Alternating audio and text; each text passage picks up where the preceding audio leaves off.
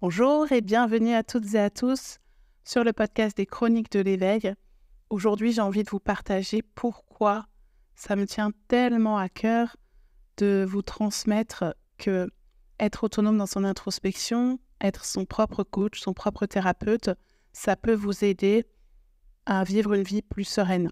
J'ai créé le compte Explore ton jeu sur Instagram, ton jeu JE, pour vous montrer que l'introspection, elle peut se vivre par le jeu, pas par l'ennui. Vous savez, quelqu'un qui va réussir à changer sa façon de manger, à mettre dans sa vie plus d'activités sportives, etc., si elle tient dans la longueur, c'est parce qu'elle va réussir aussi à s'amuser avec ses nouvelles habitudes. C'est-à-dire que oui, elle va mettre en place des fonctionnements, des comportements qui vont la sortir un petit peu de sa zone de confort, sans que ça soit trop.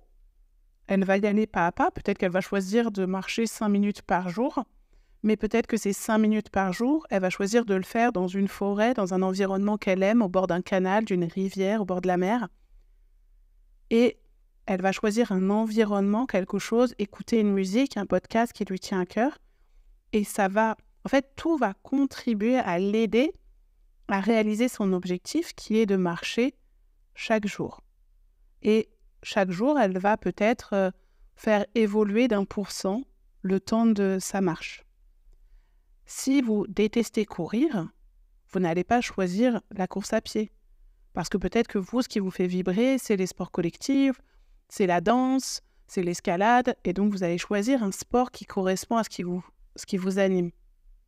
Quand vous choisissez aussi de changer votre régime alimentaire, quand je dis régime alimentaire, c'est votre façon de vous nourrir, c'est pas de faire un régime, mais vous choisissez de mettre plus de légumes, de baisser la quantité de sucre ou d'arrêter, je sais pas, les produits laitiers ou autres parce que vous avez l'impression que certains aliments vous font plus de mal que de bien parce que votre corps ne le tolère pas et pas parce que c'est un effet de mode, vous allez être motivé par les bienfaits que vous allez recevoir de cette action, de ce comportement. C'est ça qui va vous motiver.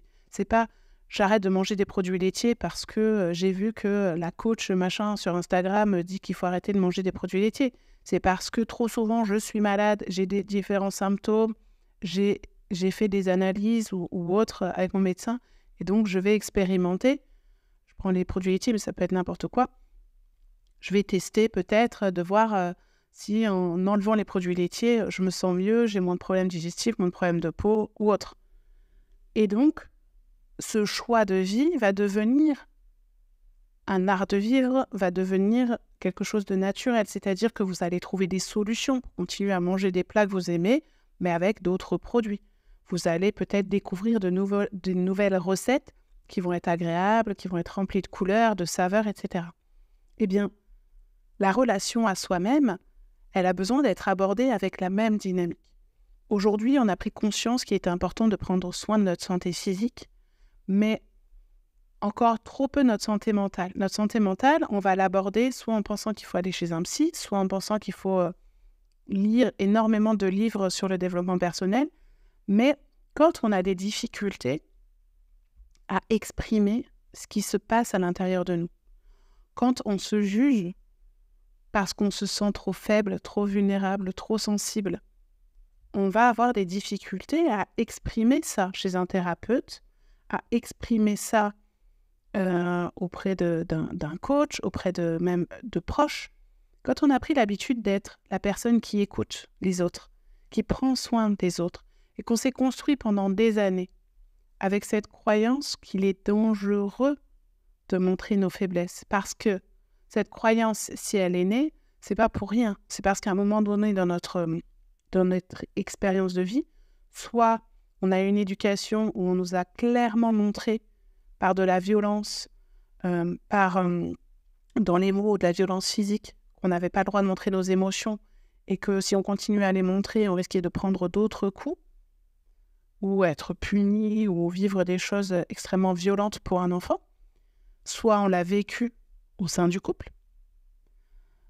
Peut-être qu'à un moment donné, on a été fragile dans notre vie, physiquement, mentalement, émotionnellement. Et pareil, on a vécu des situations de souffrance, des critiques, du jugement de notre entourage, de copains à l'école, du harcèlement dans notre couple.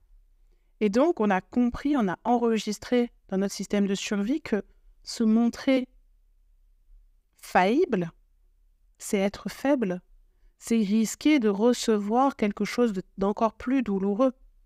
Et donc, quand on a cet objectif de survie, cette mémoire qui peut être une mémoire aussi transgénérationnelle, quelque chose qui nous a été transmis par notre famille, qui est « si j'ose me dévoiler, je risque de mourir ou je risque de souffrir », ça va être très compliqué d'aller chez un thérapeute ou de se sentir en sécurité avec le thérapeute. C'est-à-dire qu'on peut y aller, il va nous aider à mettre des choses en lumière, mais ça va être hyper douloureux. Parce qu'on va ressortir de la séance vraiment épuisé, vraiment remué, et que si on ne sait pas comment gérer ce qui est ressorti de cette séance, parfois on va voir des thérapeutes. Alors je ne parle pas d'accompagnement psy, je parle de thérapeutes qu'on peut aller voir comme ça de temps en temps. Le problème, c'est que s'il n'y a pas de suivi, on va voir ce thérapeute, on met des choses en lumière, on repart avec tout notre bouleversement d'émotions, de réactions, de prise de conscience ou de début de prise de conscience sur des choses qui nous arrivent. On repart avec ça, on ne sait pas quoi en faire. Et en fait, on va garder notre système de protection. Il ne va pas forcément se rappeler de tout ce qui a été dit, des mots exacts, etc. Par contre, il va se rappeler des sensations. Et c'est vraiment là, ça nous montre à quel point ce que notre corps ressent va générer des comportements après. C'est quand votre thérapeute vous pose des questions d'introspection pour vous aider à trouver les questions, vous avez ce côté de l'enfant sage, de l'enfant qui doit répondre à la bonne réponse, sinon il risque d'être puni, il risque d'être jugé, il risque d'être catégorisé, dévalorisé, etc. S'il ressent cette anxiété de « vas-y, dis-moi ce que tu ressens, vas-y, dis-moi ta vérité, etc. », mais qu'il n'y arrive pas parce qu'il a peur de mal répondre, eh bien forcément l'échange il va être faussé.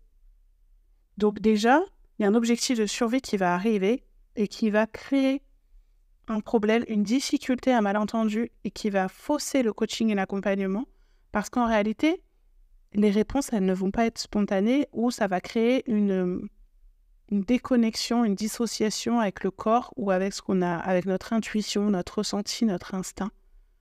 Parce qu'on va être trop dans le mental à se dire « mais qu'est-ce qu'il attend de moi ?» Tellement par habitude.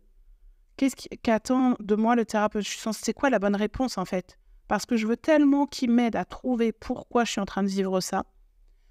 Je veux montrer que je suis plein de bonne volonté, que je veux y arriver, que je suis investie dans cette découverte de moi, cette exploration de moi. Mais le problème, c'est que, ok, je veux, mais je ne peux pas. Je ne peux pas parce que mon corps, il résiste en fait. Et il va tout bloquer. Et ça va fausser du coup la séance, mes réponses. Ce qui fait que le thérapeute va continuer, va me poser des questions, va me dire des choses. Et là, je me dis, mais il n'a rien compris en fait. Et là, on va être dans le mental, on va mentaliser dans le sens qu'on va activer le mode de survie et que forcément, ce que le thérapeute va nous dire, on va l'interpréter selon nos codes et nos blessures, notre état de vigilance. Donc si, quand le coach me pose des questions ou le thérapeute me pose des questions, ça active mon système de survie parce que répondre à des questions en ayant peur de mal répondre, mon corps dit à mon cerveau, attention, danger. Si tu réponds mal, parce que le coach et le thérapeute représentent l'autorité.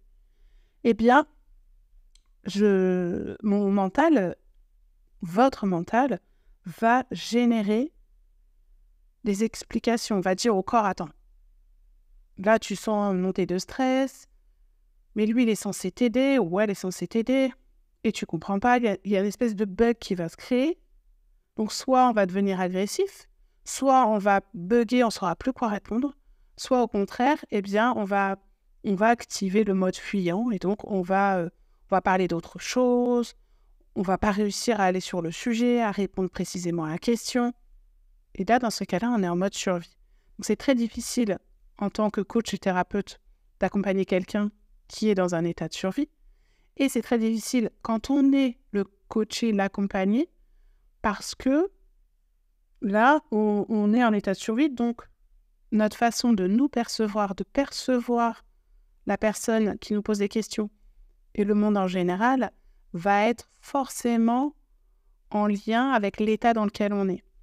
Si je suis dans un état de survie où je me sens comme une proie à ce moment-là, parce que j'ai vécu un danger, quand je ne répondais pas aux questions comme il fallait, eh bien, je vois l'autre comme quelqu'un qui pourrait me juger, quelqu'un qui pourrait me punir, quelqu'un qui n'est pas bienveillant, qui n'est pas prêt à recevoir ce que j'ai à lui dire. Moi, je me vois comme une proie, je me vois comme quelqu'un de ridicule, j'ai honte de qui je suis. Et donc, je vais être dans une émotion qui va m'empêcher d'aller voir vraiment ce qui est en train de se jouer, mais qui va juste révéler ma difficulté à montrer ma vulnérabilité. Et le problème, c'est que quand le coach continue à vouloir mettre le focus sur la problématique, sans prendre en compte que là, il y a un état de survie qui s'est manifesté, qui est intervenu, eh bien, ça va créer une difficulté supplémentaire et ça va accentuer le mal-être, l'insécurité de la personne qui est accompagnée. Donc, je pense que il est très important, d'abord, d'apprendre à observer avec bienveillance ce qui se joue à l'intérieur de nous, d'apprendre à se connecter à ce qui se passe à l'intérieur de nous et le faire vraiment en passant par le corps. La visualisation, le ressenti, l'observation et pas le mental. Et plus, en fait, si vous êtes quelqu'un qui mentalise beaucoup, si les thérapeutes vous disent « mais vous êtes trop dans le mental, etc. », je pense que la priorité, c'est de dire « ok, si là, il y a le mental qui s'est activé, c'est qu'il y a un mode de défense qui est en route. Et on n'obtiendra rien de la situation parce que c'est le mental qui va répondre et c'est pas réellement ce que ressent la personne. Et la partie qui a besoin de s'exprimer dans le cadre de la séance de thérapie, elle ne pourra pas s'exprimer parce qu'il y a le mode de survie activé. Et donc, il y a une alarme dans la tête de la personne qui dit « danger, danger, danger, danger, danger ». Quand vous êtes en danger, vous n'avez pas envie de vous dévoiler, vous avez envie de vous cacher, vous avez envie de fuir, vous avez envie de combattre. Et donc, soit vous allez repartir de la séance en vous disant « en fait, le coach et le thérapeute, il m'a malmené ». Vous êtes en mode combat, en mode rébellion, vous êtes dans l'opposition parce que vous ne comprenez pas là où il a voulu vous emmener et lui, il vous a perdu parce que vous êtes braqué. Et en fonction de ce que ça vient renvoyer chez lui, ça peut provoquer un malentendu dans la séance. Et donc, du coup, vous n'allez pas continuer l'accompagnement ou alors vous allez y retourner, mais vous allez être en vigilance et lui aussi. Et donc, forcément, il va y avoir une incompréhension. Ou alors, vous allez fuir et vous allez éviter d'y retourner parce que ce que ça a créé en vous est venu réveiller trop de choses inconfortables et vous avez trop peur de revivre ça. Ou alors, vous allez vous dire « non, mais moi, la thérapie, c'est pas fait pour moi ». Vous allez vouloir tout étouffer et puis rester dans cette situation. Ou alors, vous allez vouloir faire plaisir à votre coach ou à vos proches et faire des choses pour faire plaisir aux autres, mais pas à vous. Il y a plein de suppositions, mais ce que je veux dire, c'est que parfois, notre incapacité à être coaché, à être accompagné, elle vient de quelque chose de très profond qui est « c'est trop dangereux pour moi d'être vulnérable. C'est trop dangereux pour moi de prendre le risque de répondre ce qui me tient vraiment à cœur parce que je crois que le thérapeute ou le coach attend une réponse de moi. Parce que j'ai l'impression que le coaching, la thérapie, la séance est faite pour obtenir un résultat. Et que je ne viens pas pour rien. J'ai investi de l'argent, du temps, de l'énergie. C'est pour repartir sans résultat, sans réponse à mon problème. Je vais être encore plus frustrée. Donc, quand on est comme ça, quand on est dans un tempérament où quand on fait les choses, on veut du résultat, et puis on vit dans un monde où on veut du résultat rapidement, de façon efficace, eh bien, j'ai pas envie de prendre le risque de voir un thérapeute ou un coach si j'ai pas de résultat. Et c'est vrai qu'aujourd'hui, ce qui est très compliqué, c'est qui aller voir, qui va me comprendre, qui va comprendre ce que je suis en train de vivre, parce que quelque part, elle ou il vit des conditions similaires. C'est-à-dire que, clairement, on peut avoir des difficultés à se sentir comprise si on est maman solo, maman d'une famille nombreuse ou en famille recomposée, par une personne qui n'a jamais eu d'enfant, qui a 20 ans de plus que nous. On va avoir du mal, parfois on va prendre ces réflexions comme quelque chose qui est déconnecté de notre réalité. Et je pense qu'aujourd'hui, il y a une partie des gens qui ont besoin de se sentir entendus par leur thérapeute, et que cette notion de neutralité, elle a besoin parfois aussi d'être brisée, parce que quand on est face à quelqu'un, en fait, quand on a besoin d'être reconnu et entendu dans notre vulnérabilité parce qu'on croit que c'est un danger, si en face de nous, on a quelqu'un qui est totalement neutre et qui à un moment donné ne partage pas sa propre expérience, pas pour projeter ses blessures, mais pour nous dire, pour nous montrer, je sais exactement, je n'ai pas la même vie que toi, mais je sais exactement ce que c'est que se sentir comme ça. Et moi, ce qui m'a aidé, c'était de faire ci ou ça, dans le sens, tu n'es pas coincé dans cet état, dans cette situation, les choses peuvent évoluer. Et c'est normal, en fait, que tu ressentes ça, parce que quand on vit ça, quand on a vécu ça, c'est légitime de ressentir ça.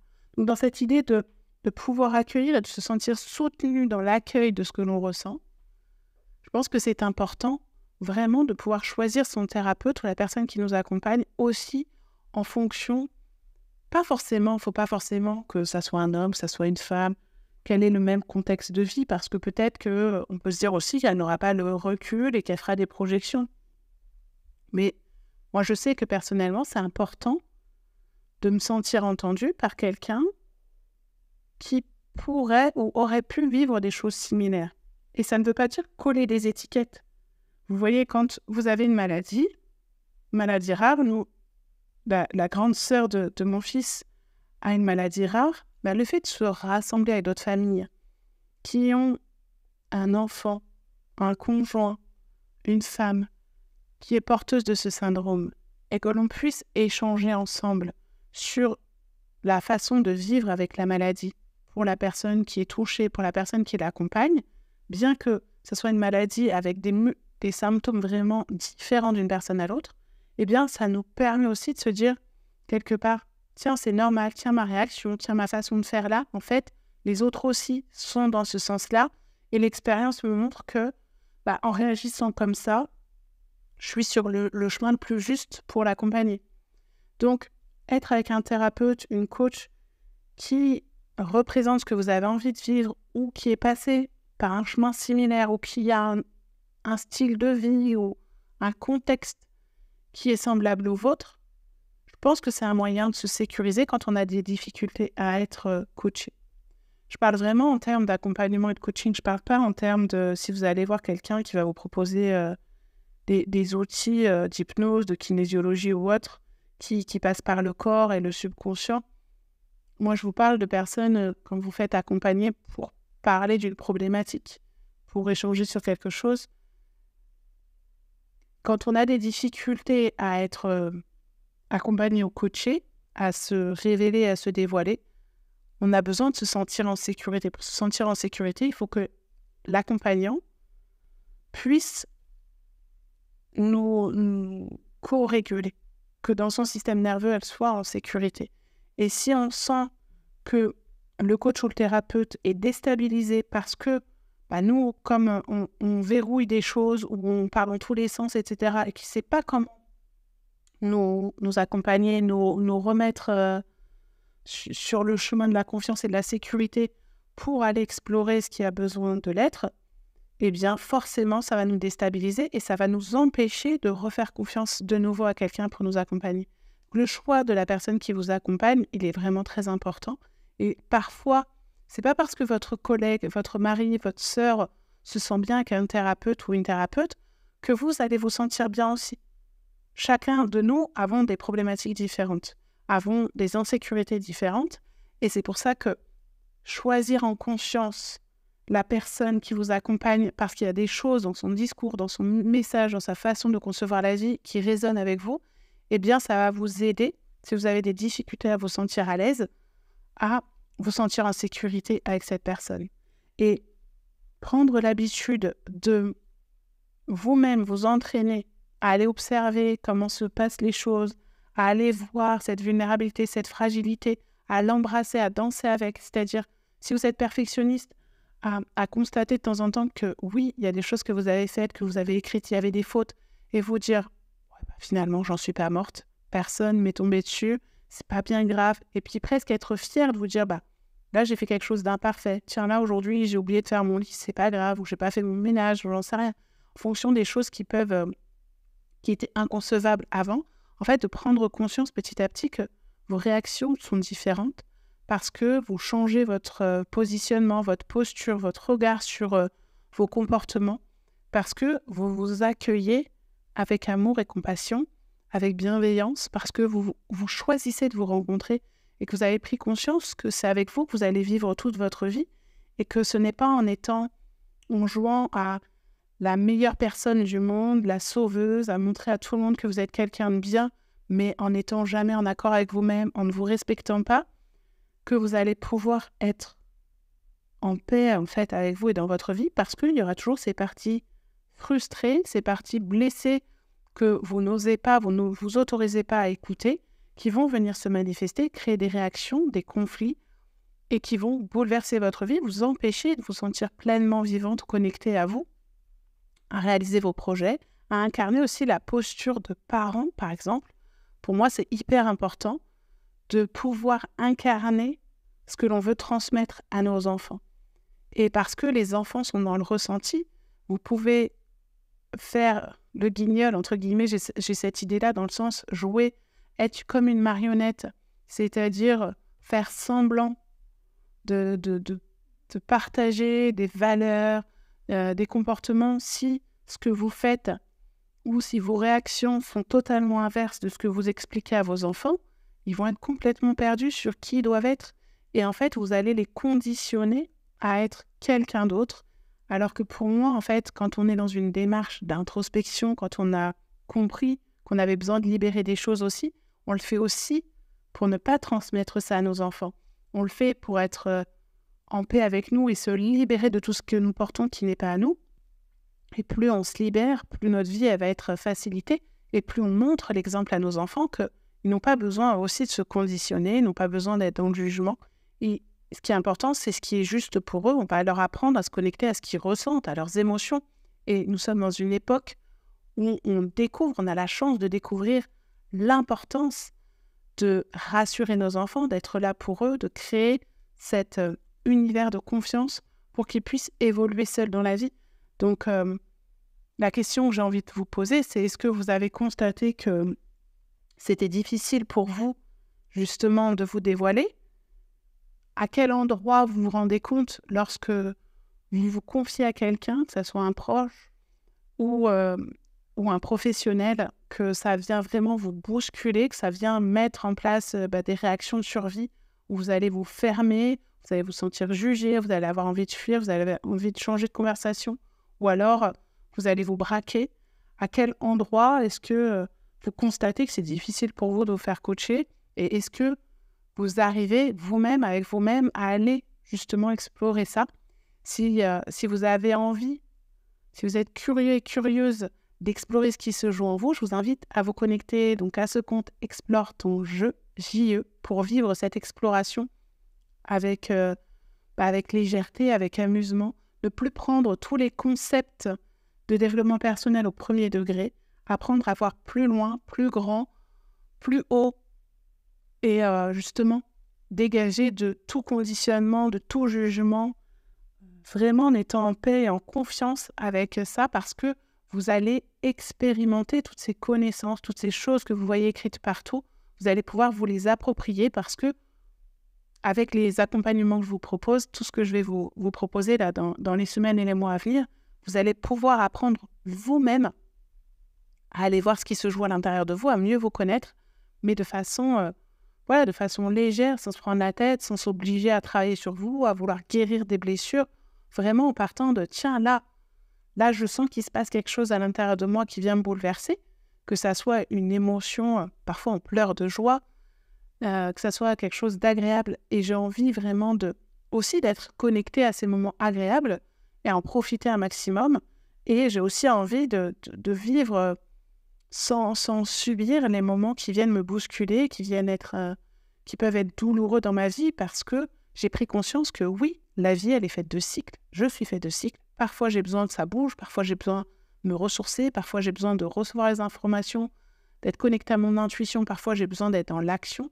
Comment je peux mêler tout ça? Comment je peux apprendre à vivre avec mon histoire sans la subir? Comment je peux apprendre à vivre avec moi-même, avec l'autre, avec le monde qui m'entoure, en étant en paix, en conscience et en confiance, et en gardant à l'idée que oui, il y a des choses que je peux contrôler, il y a des choses sur lesquelles j'ai la main, mais il y a des choses aussi qui ne dépendent pas de moi, et pouvoir lâcher aussi par rapport à ça pour suivre ce qu'on appelle le flow de la vie, le flow de tout ce qui peut m'arriver, de mes pensées aussi, de mes émotions, me laisser traverser et accueillir en fait tout ce qui m'arrive sans jugement, sans conditionnement, mais plutôt avec cette idée d'exploration. Tiens, qu'est-ce que ça vient me dire? Qu'est-ce que ça vient me faire? Pas par obligation, mais vraiment quand c'est nécessaire, quand c'est adapté. Donc, ne plus être en réaction de survie, mais apprendre à répondre à la vie de façon adaptée, comme un adulte conscient. Donc, c'est sûr que plus vous allez acquérir des connaissances, plus vous allez pouvoir augmenter votre conscience, mais ça ne peut pas se faire sans l'expérience. Si moi, je vous dis, je vous donne la réponse à votre problème, si vous ne l'avez pas vécu pleinement avec votre conscience ou avec votre corps, ça ne va pas vous parler. Parce que votre mental va l'interpréter selon ses propres codes, ses propres programmes, ses propres filtres. Donc, apprendre à être autonome dans son introspection, c'est déjà apprendre à s'autoriser à être vulnérable, à aller voir ce qui se passe à l'intérieur de soi. Et parfois, c'est nécessaire de le faire en complément d'une thérapie, avant une thérapie, après, entre deux, en fonction de là où vous en êtes dans votre cheminement. Donc, si jamais vous avez beaucoup de mal à suivre une thérapie, à vous faire accompagner, c'est quelque chose qui vient trop vous remuer par rapport à ce que j'ai pu évoquer ou autre chose, n'hésitez pas à venir en parler avec moi. Je serais ravie d'échanger sur ce sujet dans le groupe Le Cocon. Vous avez le lien sur mon site internet. Donc, il y a un canal Telegram et il y a un groupe Facebook qui est un endroit sécure justement pour parler de tout ça, de ce qu'on traverse, de notre introspection, notre auto-coaching, de ce qu'on vit, nos prises de conscience. Ou alors, vous venez me contacter en privé sur les réseaux sociaux. Je serais vraiment très touchée et très heureuse de parler de ça avec vous. Et je vous mets en lien le site internet, mon site internet et mes accompagnements pour que vous puissiez, si vous le souhaitez, vivre en autonomie ou être accompagné sur ces sujets ou des sujets qui peuvent vous toucher. Je vous remercie et je vous dis à très vite pour un nouvel épisode.